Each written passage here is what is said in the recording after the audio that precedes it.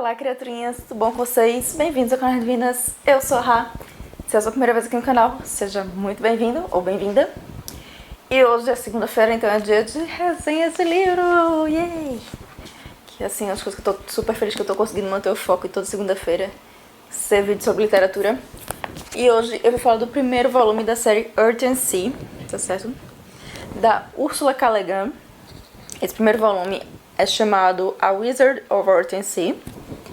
E ele foi publicado pela primeira vez lá nos Estados Unidos em 1968 pela Ursula, tá? E aí no Brasil ele saiu recentemente, por recentemente eu digo 2016, reeditado pela editora Arqueiro, tá? Com o título de O Feiticeiro de Terra-Mar. Ele já tinha sido publicado tem alguns anos, mas não era editado há muito tempo. Então a Arqueiro começou a reeditar a série, mas não publicou toda ela ainda. E essa nova publicação é com a nova tradução e tal. A capa, inclusive, é belíssima, mas vamos focar no livro, no que é que eu achei dele. Essa edição que eu tenho aqui são os 4 primeiros volumes da série em um só, em inglês, tá certo? Ou seja, A Wizard of Earth and Sea, que é o primeiro, The Tombs of Atuan, que é o segundo, The Farther Shore, que é o terceiro, e Terra Nu, que é o quarto. E eu marquei eles aqui pra saber onde fica dividindo cada um, então o primeiro livro é essa partezinha aqui, tá? Ou seja, ele não é muito grande. Eu acho que o último livro é o maior de todos, que é mais grossinho. Mas vamos lá. Nesse primeiro livro, nós somos apresentados ao protagonista da série, o mago Ged. Ged, eu não sei como se pronuncia o nome dele, vou chamar de Ged, que eu acho que faz mais sentido. O nome dele é Ged, mas ele é conhecido como Sparrowhawk pelas pessoas, porque nesse mundo de Earth and Sea, o nome verdadeiro das coisas tem poder, tá certo? Pra quem leu Eragon, é o mesmo princípio lá dos nomes com a língua élfica. A gente passa por todos os momentos da vida dele nesse livro, que é bem pequenininho, mas conta bastante história. Desde do nascimento dele na ilha de Gont, que faz parte do arquipélago desse universo de Earth and Sea. Que inclusive temos um mapa aqui. Esse é o mundo de Earth and Sea, o arquipélago e os reinos próximos, tá? A ilha de Gont... Eu não consigo achar aqui porque a letrinha é muito pequena. Eu vou demorar tempo demais tentando achar isso, não é tão... Mas sim, a gente vê o nascimento dele, o começo do aprendizado dele de magia, até os momentos que os poderes são descobertos por as pessoas que importam, descobrem que ele tem uma grande habilidade mágica. E o maior mago da ilha de Gont, que é o Gion, convoca ele para ser o aprendiz dele. Só que depois de um tempo, Ged acha que ser um aprendiz de Gion não é para ele, porque o Gion é uma pessoa muito pacífica e Ged é um menino agoniado de seus 13 anos, entendeu? Então ele quer aprender mais coisas, ele quer aprender mais rápido, ele não tem paciência para o método de Gion. E decide ir para a escola de magia e bruxaria, não, para a escola de magia da ilha de Hulk. É uma escola mais prestigiada de magia de todo o arquipélago, certo? Onde os grandes magos se formam. E ele vai para lá estudar, explorar todos os seus poderes e tal, e aprender todos os tipos diferentes de magia, desde encantamentos com o nome verdadeiro até ilusões, tudo isso. E ele fica estudando lá até seus 18 anos, tá? Que é quando ele se forma e vai seguir sua carreira como feiticeiro profissional. Durante o tempo que ele está estudando em Hulk, ele comete um erro terrível, induzido pelo seu próprio orgulho, dos poderes que ele tem e tal, e da vontade de se mostrar melhor que os outros. Porque como ele veio de origem humilde e ele acha que ele precisa se mostrar mais do que os outros, ele comete um erro terrível que passa a atormentá-lo pro resto da sua vida, tá? E quando ele se forma, ele tenta corrigir esse erro. Então, essa é a história desse livro, desse primeiro livro. É a formação dele e ele tentando corrigir o erro que ele cometeu quando adolescente, para conseguir paz de espírito, digamos assim. E uma coincidência engraçada pra mim é que o último livro que eu tinha lido antes de A Wizard of Earth and Sea, que foi Equal Rights, do Terry Pratchett, que eu resenhei aqui no canal semana passada, tem um tema relativamente parecido com A Wizard of Earth and Sea, porque os dois falam sobre crianças que têm grande habilidade mágica tentando se tornar feiticeiros. Apesar dos rumos das histórias serem bem diferentes, eu achei que o final teve uma lição de moral um tanto quanto similar, na minha opinião. E que eu não vou dizer qual é, porque vocês têm que ler os livros pra descobrir, tá?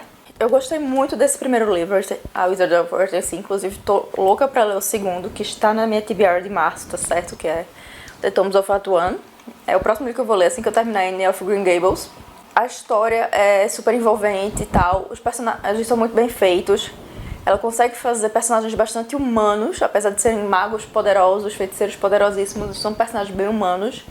Eu consegui empatizar muito com o Ged, o Sparrowhawk, tá? E ela consegue condensar tão bem uma história tão grande, porque são quase 2 décadas num livro só, nesse livrinho. Apesar que o tamanho da letra nesse livro aqui é uma coisa que, assim, minha vista tá sofrida. Mas ela consegue condensar também porque é um livro que não tem muitos diálogos. A maior parte da história é narrada em terceira pessoa pela Úrsula, tá certo? Então, como não tem muito diálogo, muita interação entre personagens, não se perde tanto tempo, digamos assim, na história, pode ser mais condensada.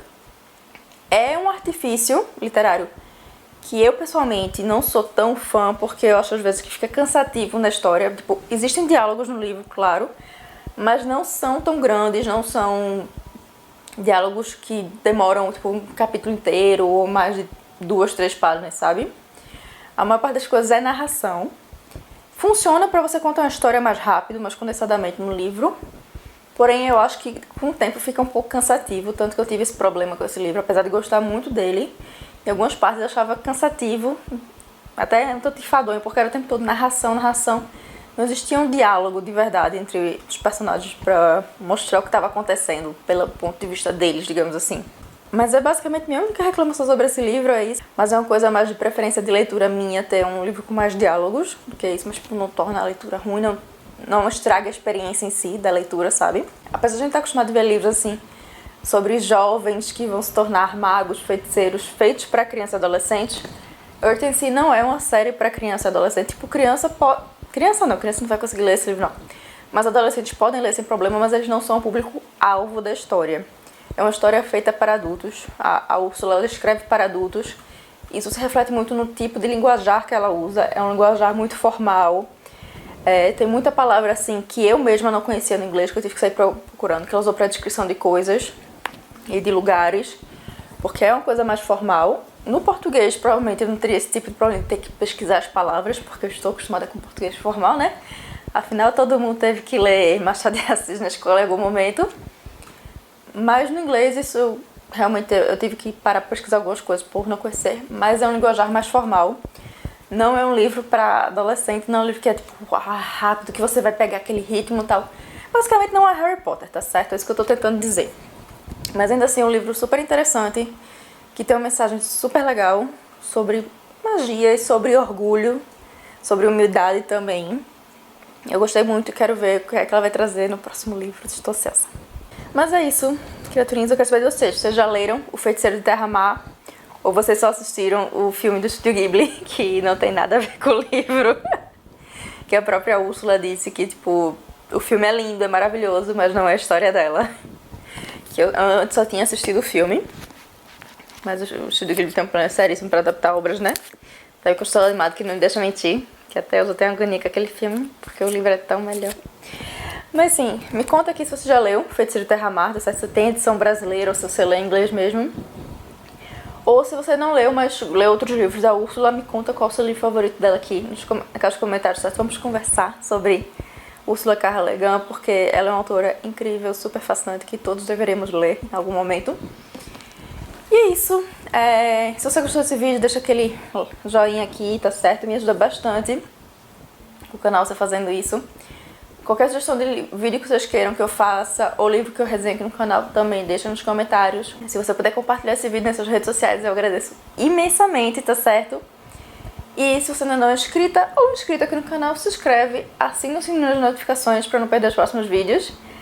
E me segue lá no Instagram, o @nerddivinas, para ficar por dentro dos bastidores aqui do canal. Ver a minha cachorra doida que todo dia das caras por lá e ver o que é que eu tô lendo, o que é que eu pretendo ler no próximo mês, o que é que eu estou planejando aqui pro canal. E interagir mais comigo também, tá certo? Eu fico por aqui e vejo vocês no próximo vídeo. Tchau!